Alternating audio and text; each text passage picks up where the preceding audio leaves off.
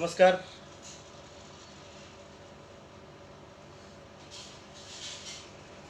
नमस्कार.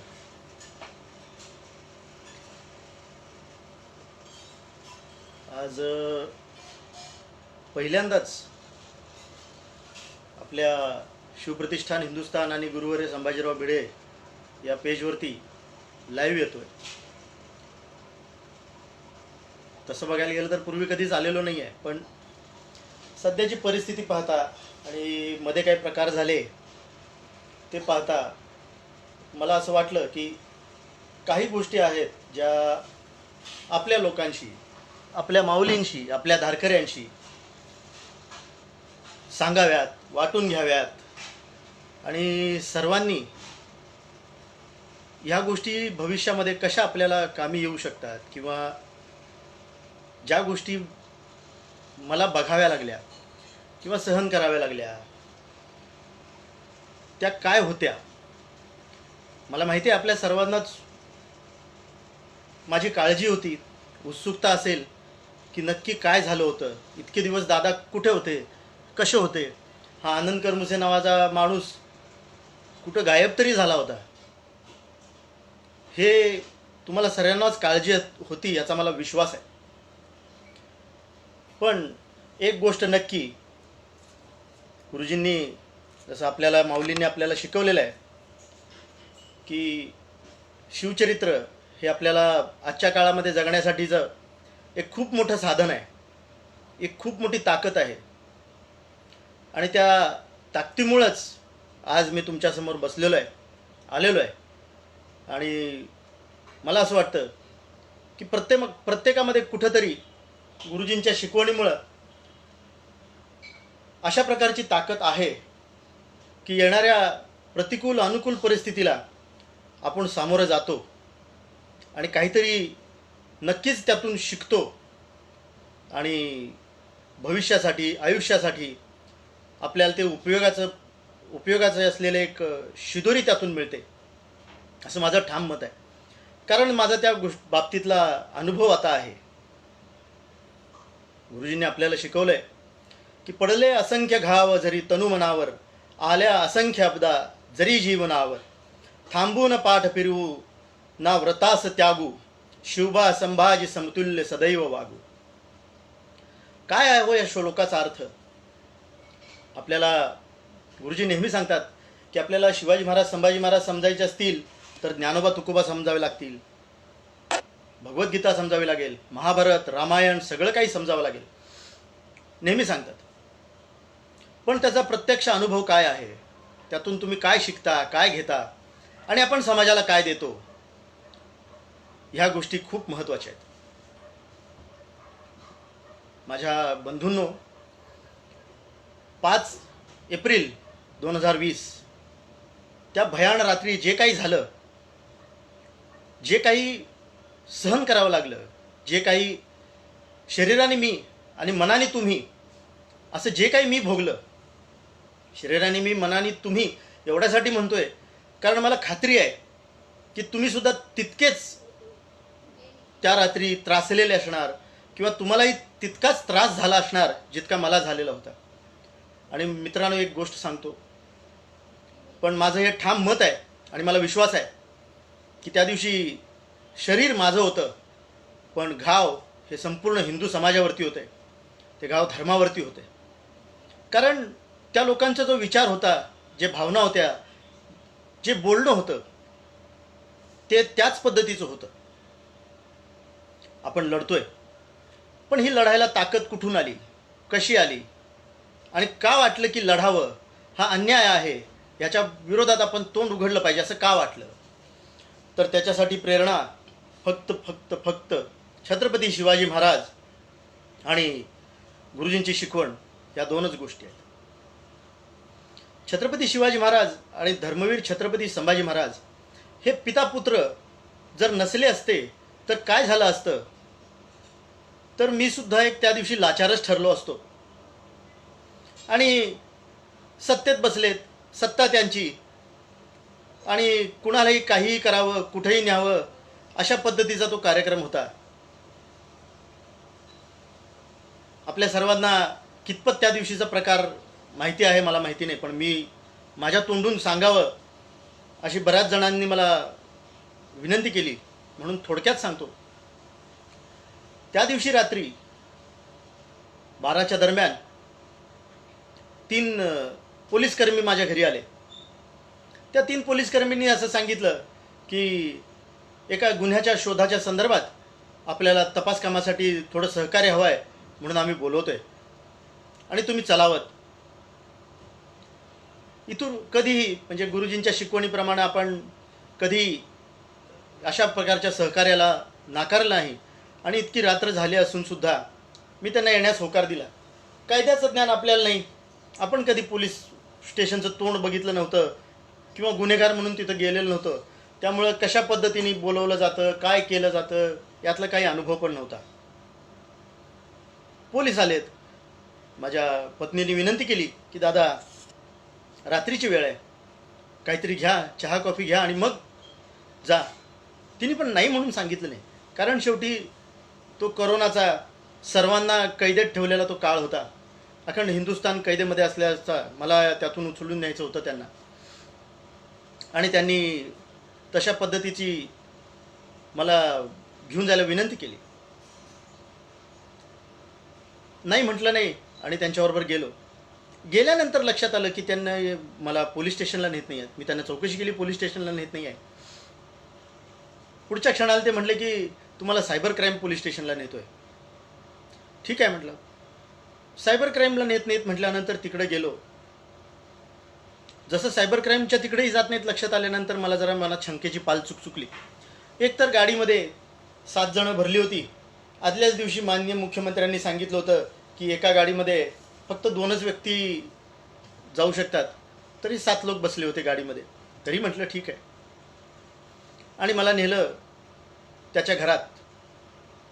असे एक 100-200 मीटरवरती त्याचं घर असेल. मला असं जाणवलं की बहुतेक आपला काळ आलेला आहे आणि मानसिक तयारी करून घ्यावी. मानसिक तयारी करून घेतली आणि मनाशी ठरवलं काय व्हायचं ते होऊ दे. किती यातना सहन कराव्या लागतील माहिती नाही, पण रडायचं नाही. जे सहन करावं लागेल ते करू. कारण मला 2 गाड्या तर दिसत होत्या. एका गाडीत मी बसलेल्याच गाडीत 6 जण होते आणि समोरच्या गाडीत एक 5-7 जण होते. मला जाणवलं तिथं आणखीन किती असतील मला माहिती नाही. आणि तिथं गेलो तसा त्यांनी माझ्यावरती मारा सुरू केला. मला कारण माहिती नाही, चूक माहिती नाही आणि जमेल त्या शस्त्राने मारायला सुरुवात केली. अर्थात काठ्या होत्या, फायबर स्टिक होत्या, पट्टे होते, लोखंडी पाईप होत्या, बऱ्याच गोष्टी होत्या. त्या सगळ्यांनी मारायला सुरुवात केली. सगळं झालं. जे काही सहन करायचं होतं ते केलं. एवढं होऊन सुद्धा मस्ती इतकी की मारल्यानंतर सुद्धा आम्हाला असं सांगण्यात आलं की गुन्हा तुमच्यावरच दाखल करणार. म्हणजे मी सहन केलं, मी मार खाल्ला, पण गुन्हाही माझ्यावरच होणार. ठीक आहे म्हटलं जर तुम्ही गुन्हा दाखल करणार असाल तर मी सुद्धा गुन्हा दाखल करणार. कारण शेवटी आपण मार खायसाठी जन्म झालेला नाही आहे. पण 15-20 जणांच्या समोर माझा निभाव लागला नाही. मी हात जोडून विनंत्या केल्या की ह्यामध्ये मला खेचू नका. पोलीस स्टेशनचं तोंड कधी बघितलं नाही, कधी कुठल्या गुन्ह्यामध्ये अडकलो नाही, कधी कुठलं कुकर्म केलेलं नाही, कधी कुठल्या चुका केलेल्या नाही आहेत. पोटा पाण्यासाठी नोकरी करतो, घर सांभाळतो, यातून मला यात नका खेचू. हात जोडून विनंती केली.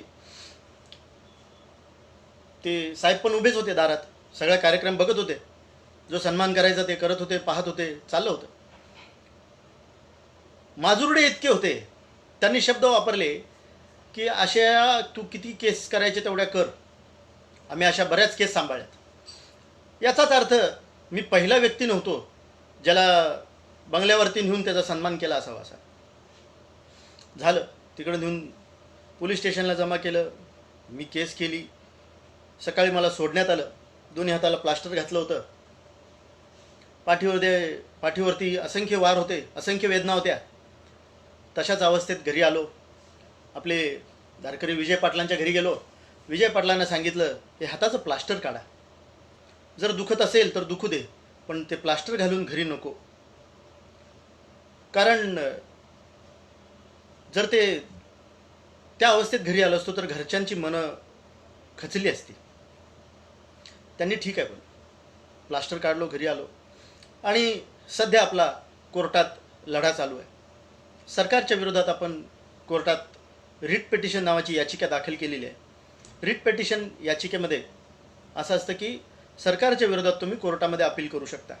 तसं हायकोर्टामध्ये ती रिट दाखल करावी लागते आणि आपण ती दाखल केलेली आहे. आपल्यासारख्या बंधूंच्या प्रेमामुळं आपल्याला चांगले चांगले वकील मिळालेले आहेत, चांगले अधिवक्ते आहेत आपल्याकडं, जे आपल्याला लढण्यासाठी ताकद देत आहेत. अनिरुद्ध गाणू साहेब आहेत, नितीन प्रधान साहेब आहेत आणि पुष्कर दुर्गे आहेत, ऋषिकेश जोशी आहेत.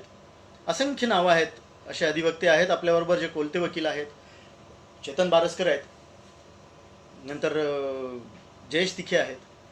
हे सर्व मिळून आपल्यासाठी लढायची ताकद बनत आहेत. पण मित्रांनो, एक लक्षात घ्या, आपण न घाबरता जर लढलो तर आपल्याला खूप ताकद मिळते. आणि माझी चूक नव्हतीच, मला त्याच्यामध्ये माझ्यावर अन्याय झाला होता. हे कालांतराने आपल्याकडं न्याय प्रक्रिया थोडी लांब असते, त्याप्रमाणे थोडा वेळ लागेल, पण नक्कीच न्याय मिळेल याची मला खात्री आहे. न्यायासाठी काय करावं लागेल किंवा ही लढाईची ताकद कुठून आली, हे काय झालं, कशामुळं झालं, ही जी प्रेरणा होती ती फक्त आणि फक्त छत्रपती शिवाजी महाराज, संभाजी महाराज, गुरुजींची शिकवण आणि आपल्यासारख्या असंख्य माऊलींचं प्रेम, आशीर्वाद याच्यामुळेच मला शक्य झालं. माऊली इतक्यासाठी म्हणतो ज्ञानोबारायांनी, वयाच्या खूप लहान वर्षी असताना जशी त्यांची भावार्थ दीपिका झाली, लिहून वेगळी केली, तशी त्यांनी समाधी घेतली. पण इतक्या लहान असूनसुद्धा त्यांना फक्त आणि फक्त लोकांच्या प्रेमासाठी त्यांना माऊली म्हटलं जातं. आणि तुमच्यासारख्या लाखो माऊली माझ्या मागं आहेत आणि मला कुणीही काही वाकडं करू शकत नाही ही मला खात्री होती. आणि म्हणूनच मी लढायचा निर्धार केला होता आणि आपण लढतोय. काही लोकांना असं वाटलं होतं की अनंत करमुसे म्हणजे आहेत, अशी अशी कुत्री बरीच आहेत जी काही दोन हाडं टाकली की ती खातात, चगळतात आणि बाजूला सारतात.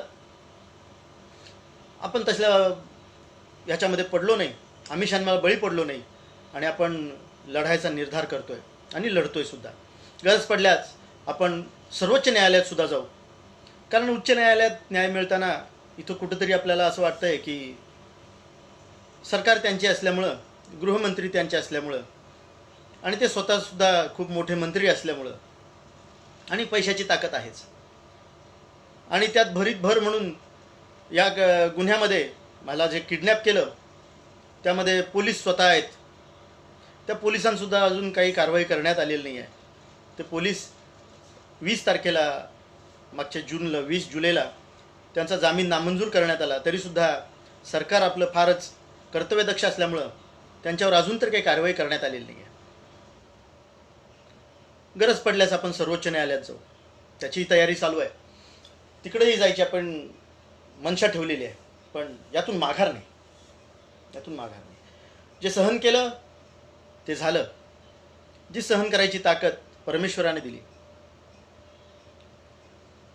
बरेच जण विचार करत असतील की कसं सहन केलं, तर मी सांगू मित्रांनो, गुरुजी नेहमी सांगतात की जगायचं कसं हे छत्रपती शिवाजी महाराजांकडून शिकायचं आणि मरायचं कसं हे छत्रपती संभाजी महाराजांकडून शिकायचं.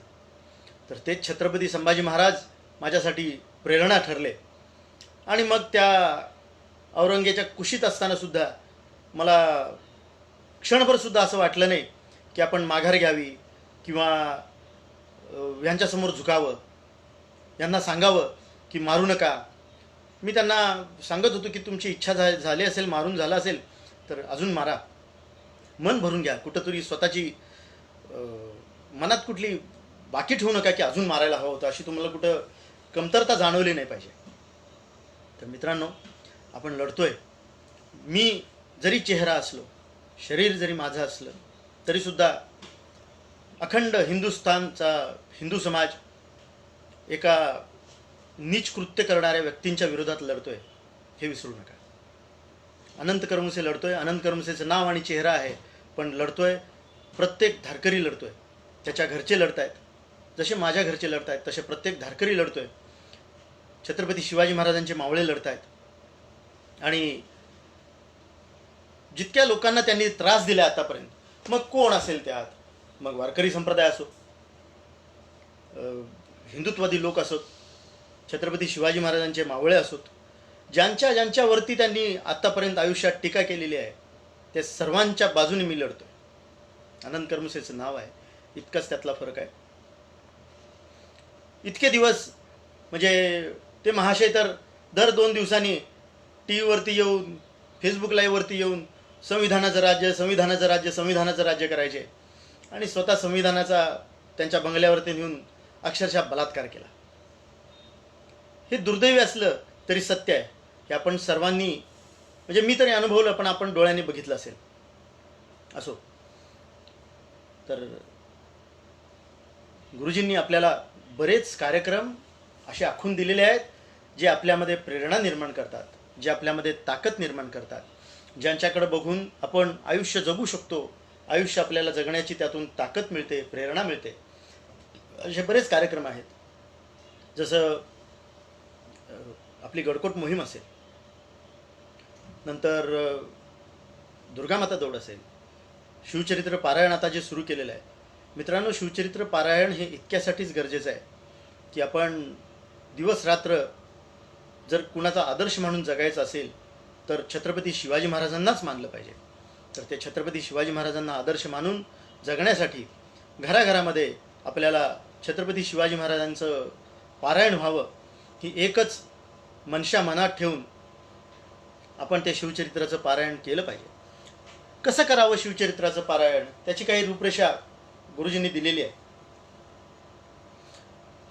तर प्रत्येक महिन्याच्या 1 ते 8 तारखेला आपल्याला शिवछत्रपतींचं चरित्र घेऊन एखाद्या सार्वजनिक ठिकाणी, मंदिर असेल, एखादं मोठं सभागृह असेल, एखादं कार्यालय असेल, एखादं घर असेल, त्याच्यामध्ये सर्वांनी जमून आपण तिथं 5-50 जी काही मुलं जमतील, जी काही तरुण जमतील, ज्या काही माता भगिनी जमतील, त्यांना घेऊन आपण ते पारायण करावं.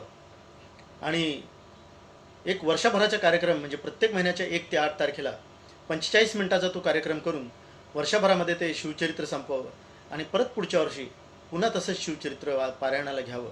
हाच ह्याच्यामागचा असाच तो कार्यक्रम असेल. काय शिकवलं शिवछत्रपतींनी आपल्याला?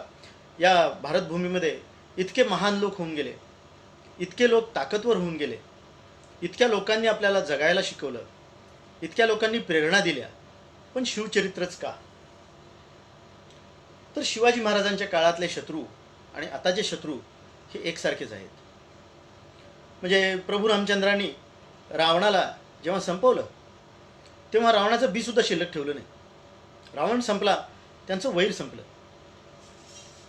जसं पांडवांनी कौरवांना संपवलं, कौरवांचं बी नष्ट केलं. त्याच्यानंतर कौरव पांडवांचं युद्ध कधी, कौरवांचं नाव आलं नाही किंवा कौरवांची शत्रुत्व त्यांच्याशी राहिलं नाही. पण छत्रपती शिवाजी महाराजांच्या काळातले शत्रू आणि आत्ताचे शत्रू यांची जर नावं बघाल तर तसेच शत्रुजी म्हणतात. मग कमळोजी कोकाटे असू देत, औरंगजेब असू देत, अफजल खान असू देत, आणखीन कुणाची नावं घ्यायची ते असू देत, ते सर्वजण आज जिवंत आहेत, कुठल्या ना कुठल्या तरी रूपात जिवंत आहेत. पण जसं भगवद्गीतेमध्ये सांगितले की आत्मा हा अमर असतो, आत्मा परत जन्म घेतो. तो जन्म घेणारा आत्मा शरीर सोडून दुसऱ्या शरीरात जेव्हा प्रवेश करतो तेव्हा तो वेगळ्या रूपाने येत असतो आणि पूर्वीच्या जन्माची उरलेली कामं हा पूर्ण करत असतो. तर मित्रांनो, औरंगजेब पुन्हा जन्माला आला. पाकिस्तान, बांगलादेश यांच्या रूपाने औरंगजेब पुन्हा जन्माला आला. कमळोजी कोकाटे हे इथलं आपल्या तिथले कोकाटे आहे, ते टकलं, त्याच्या रूपात जन्माला आला. पण छत्रपती शिवाजी महाराज, छत्रपती संभाजी महाराज, बाजीप्रभू, फुलाजी प्रभू, तानाजी मालुसरे, शिवाकाशीत हे कुठे जन्माला आले पुन्हा? हे जर जन्माला घालायचे असतील तर आपल्या नसानसामध्ये, पेशीपेशीमध्ये आणि संपूर्ण मनामध्ये, चित्तामध्ये छत्रपती शिवाजी महाराज पुन्हा जन्माला आले पाहिजेत. आपण त्यांना स्वीकारलं पाहिजे.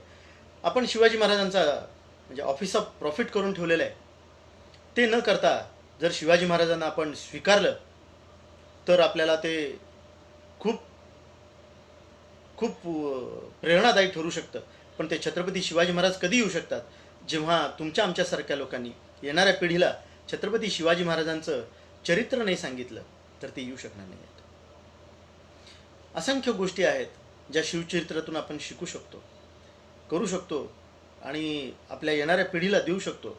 हे जर झालं नाही तर बाकी काही होऊ पण शकणार नाही, हे विसरू नका. मित्रांनो, आपल्याला आता हा लढा अजून वाढवायचा आहे, आपली ताकद अजून वाढवायची आहे. कारण परिस्थिती कशी असली तरीसुद्धा आपली एकी ही आपली शत्रू बनता कामा नये. का झालं असेल हे प्रकरण, का झालं आपल्याबरोबर, ह्याचा जर विचार केला तर एक गोष्ट लक्षात घ्या. आपली एकी किंवा गुरुजींनी आपल्याला जे बंधुत्व शिकवलेलं आहे हे कुणाला बघवत नाही आहे. आज एका हाकेसरशी आपण काम करताना गुरुजी म्हणावं की दुर्गामाता दौडीत ह्या भागात इतके लोक झाले पाहिजेत, आपण रक्ताच्या शेवटच्या थेंबापर्यंत प्रयत्न करतो आणि त्या लोकांना जमवायला मागं लागतो आणि ते लोक जमतात.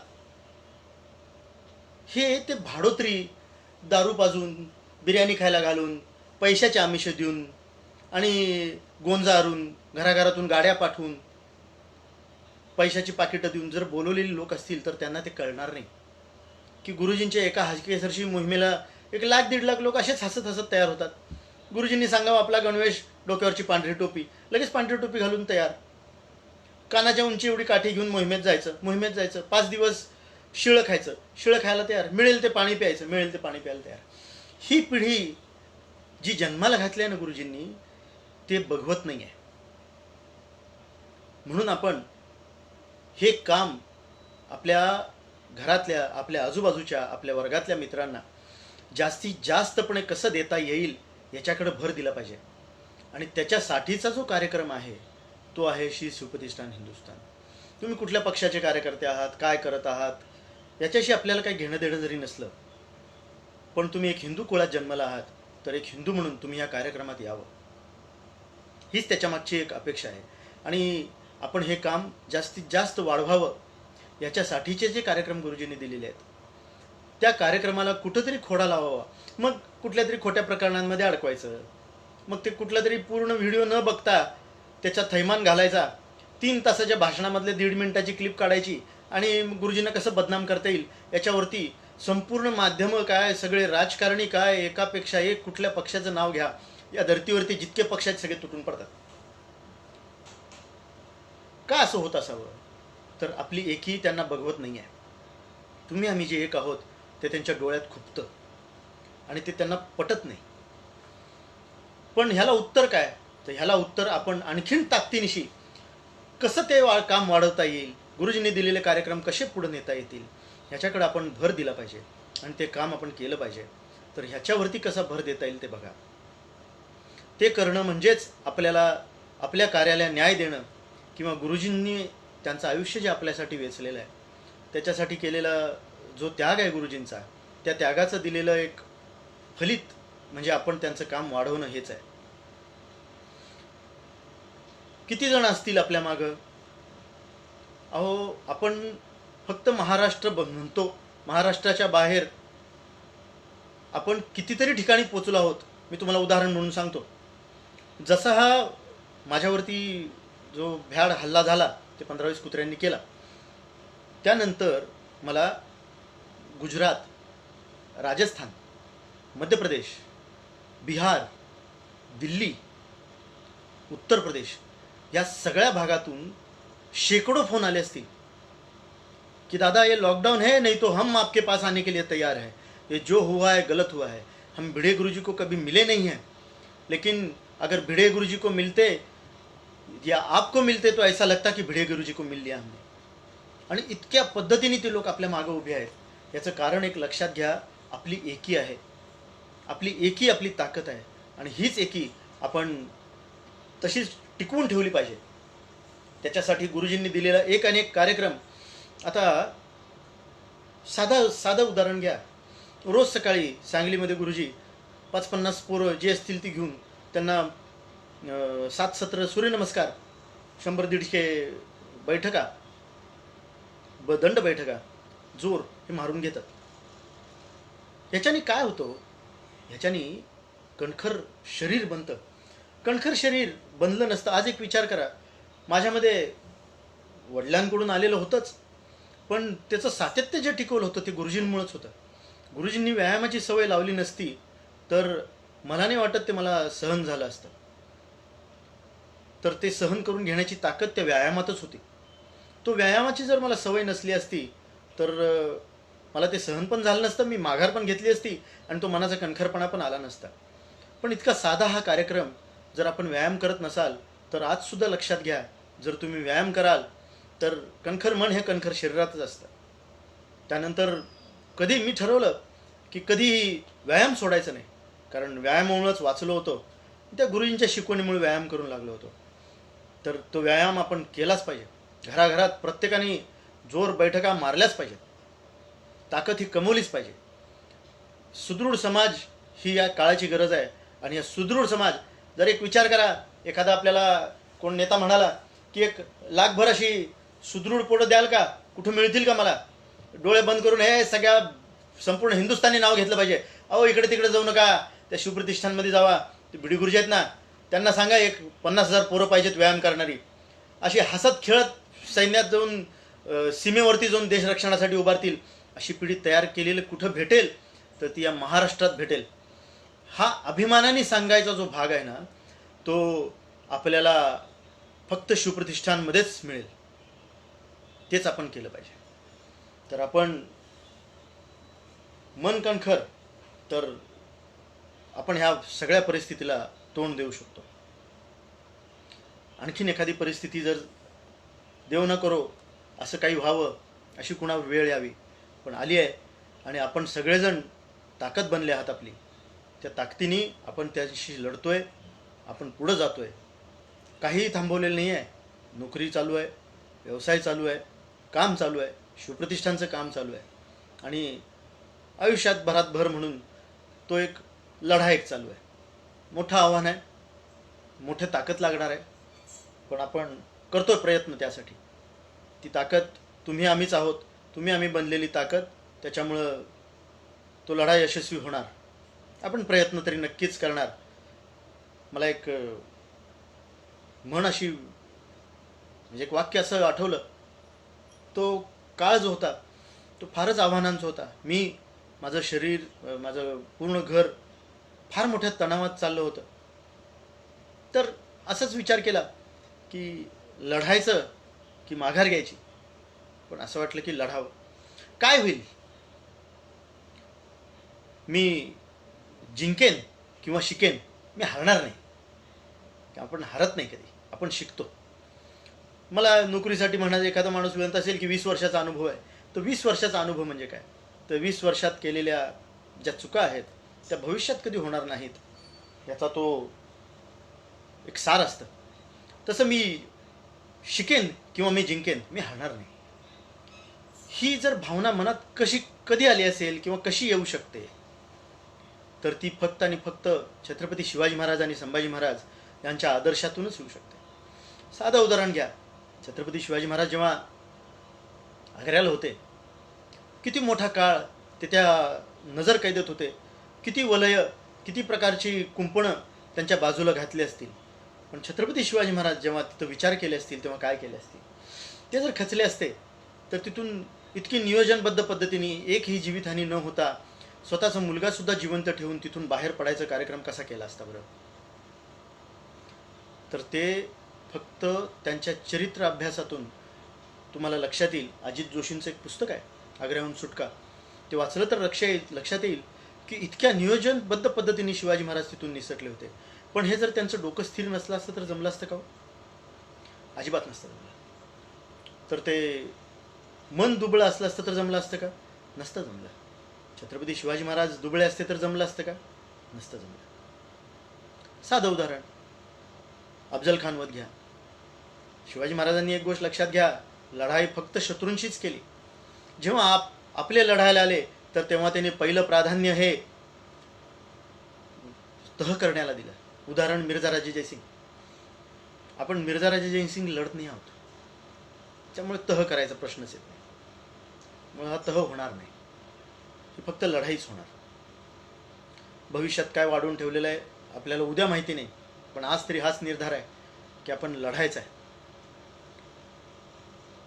गुरुजींनी आपल्याला खूप काही दिलेलं आहे आयुष्यामध्ये लढण्यासाठी, जगण्यासाठी, आणि त्यांचे उपकार आपण मानूया आणि आयुष्य आपण अशाच वाटचालींनी पुढे जाऊया. अभिमान बाळगा की जिवंतपणे संत आपल्याला बघायला मिळाले. छत्रपती शिवाजी महाराजांना जगण्यासाठी, शिकायला देण्यासाठी आपल्याला गुरुजी भेटले. हे आपलं खूप मोठं भाग्य आहे. हे आपण भाग्य मानलं पाहिजे. आपल्याला हे समजलं पाहिजे की हे काय करायचं आहे. ही जी शिकवण आहे ना, ही शिकवण आपल्याला आयुष्य जगायला देणार आहे.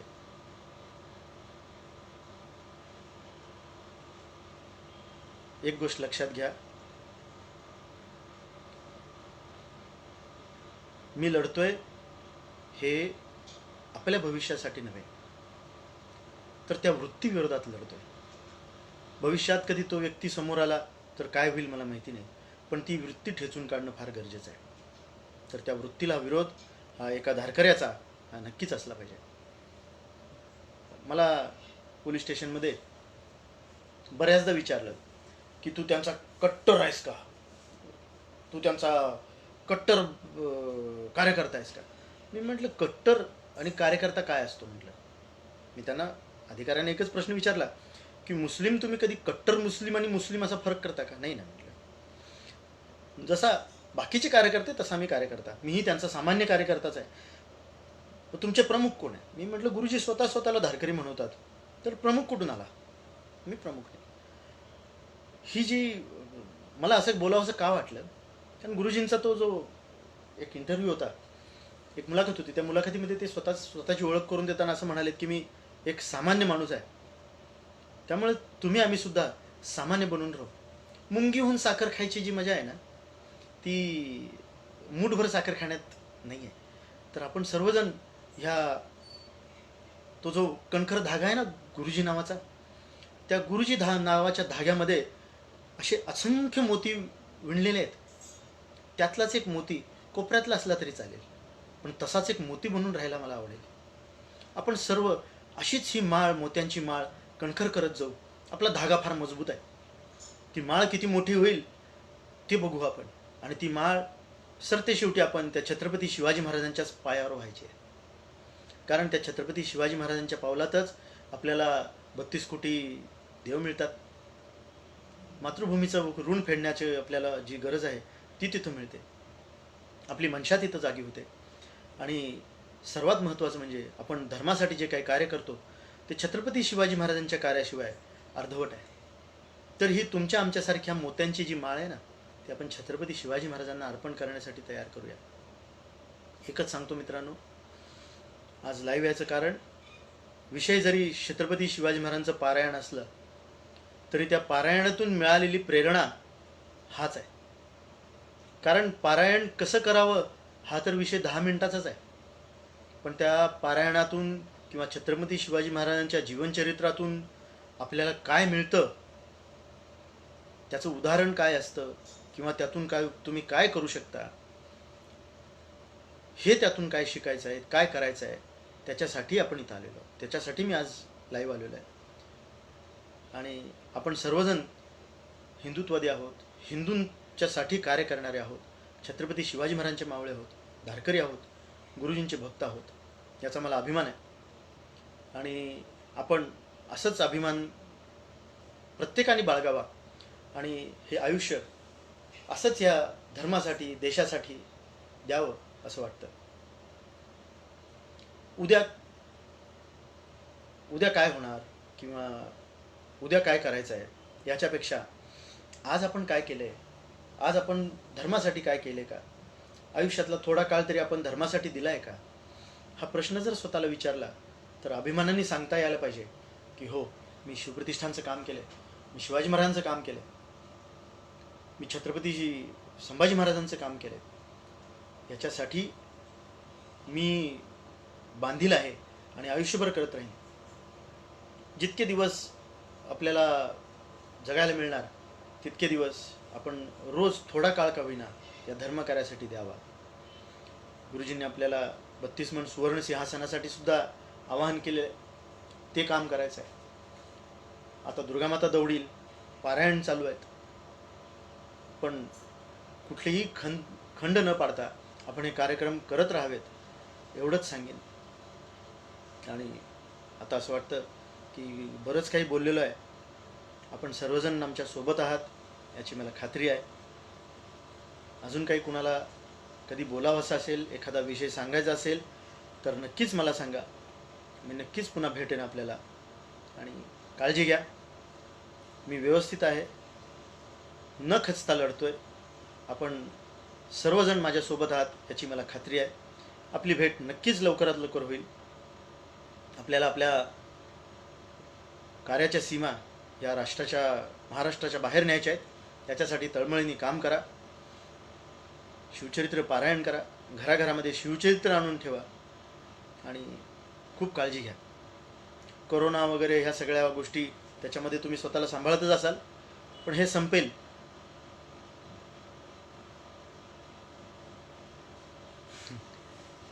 सत्यजितराव, माझ्यावर थोडा बंधनं आहेत. कायदेशीर गोष्टी मी असं बोलू शकत नाही. बोलू, त्या विषयावरही बोलू, पण नक्कीच तुमच्या मनातल्या भावना मला समजतात. आणि मला अभिमान आहे की तुम्ही हे सगळं माझ्याकडून वदवून घेत आहे. पण काही गोष्टी अशा आहेत, प्रकरण अजून प्रलंबित आहे, मला त्याच्या मर्यादा सांभाळून घ्याव्या लागतील. वकिलांच्या सल्ल्याने मी बोलतोय, त्यामुळं काही बंधनं आहेत, ती बंधनं पाळून मी बोलतोय. आपण सर्वजण काळजी घ्या. एक गोष्ट लक्षात घ्या, दुबळ्या मनात नसतो दुबळा विचार, दुबळा विचार प्रसवे दुबळा आचार, दुबळा कधी न करतो रिपुवर प्रहार, बळवंत होऊ शकतो, बळवंत करू शकतो रिपुवर प्रहार. तर आपण मनाने शरीराने सर्वांनी बळकट व्हावं आणि आपली खूप स्वतःची काळजी घ्यावी. एवढं बोलतो आणि थांबतो. आपल्या सर्वांची खूप आठवण येते आणि आहे. आपण नक्कीच भेटू, लवकर भेटू. हो, टोनपे साहेब, बरोबर आहे तुमचं. करू, आपण लढूया. थांबतो. खूप खूप काळजी घ्या स्वतःची, घरच्यांची. स्वतःला खूप सांभाळा आणि आपण पुन्हा भेटू लवकरात लवकर. जय शिवराय. जय शिव.